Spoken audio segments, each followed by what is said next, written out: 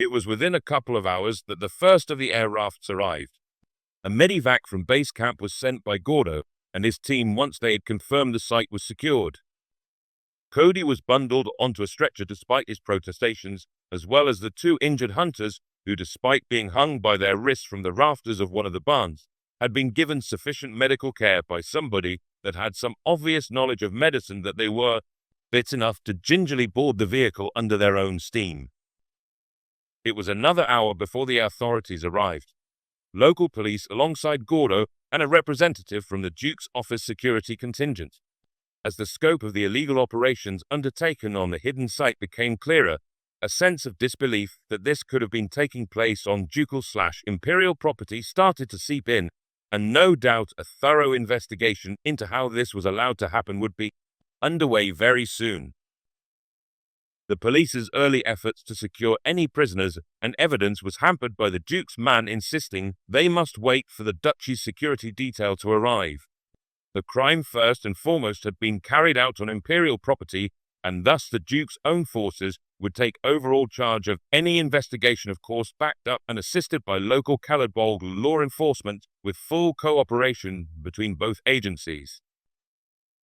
Of immediate concern were the wounded suspects.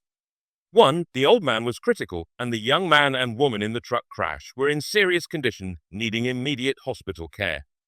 Two other suspects, found lying naked in nearby bushes tied to branches, were also taken for medical observation and care. They protested loudly at every opportunity how they were innocent hunters, shot and treated most barbarically by a bunch of mentals. Glenn Flisher, career criminal and supposed animal lover, which actually transpired to mean he inbred dogs, and Paul Giamatti, career criminal and known drug addict, had this to say. Why are these criminals not being arrested? They shot my dog. They kept sticking needles in my ass. Captain Cody's crew were only allowed to leave after each and every one of them were taken aside and asked for personal accounts/statements of what happened. Gordo backs up any mention of why you found yourself in the area to begin with, and lets the police know it was at the estate's security's request that you were investigating the disappearance of the two Bridger brothers.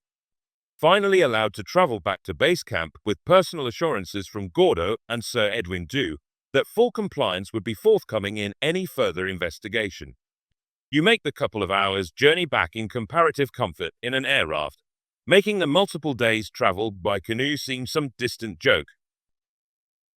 The reception at base camp is a lot more welcoming and warm, with many of the hunters involved in the competition congratulating you on both your hunting prowess and the rescue of the two brothers, popular members of the community. Christabel, Polybius Dew's sister, is nowhere to be seen, having travelled with Captain Cody to the nearest hospital, absolutely distraught at the thought of him being hurt by bad men.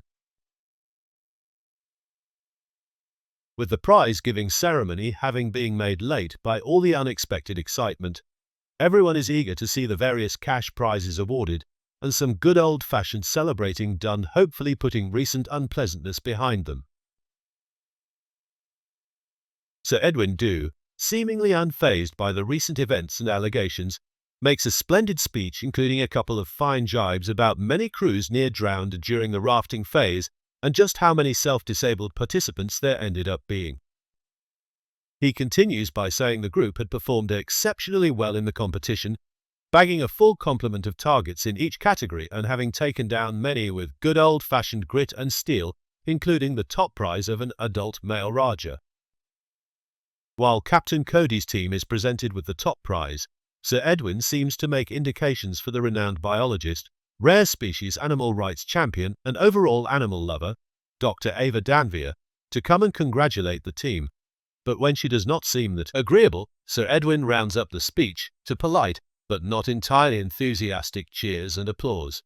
There was loads of them. Let's see how they do with only 2 or 3. I thought it was a hunt, not animal genocide. Before heading to a well-earned rest, the team are given a medical checkup on site at the camp.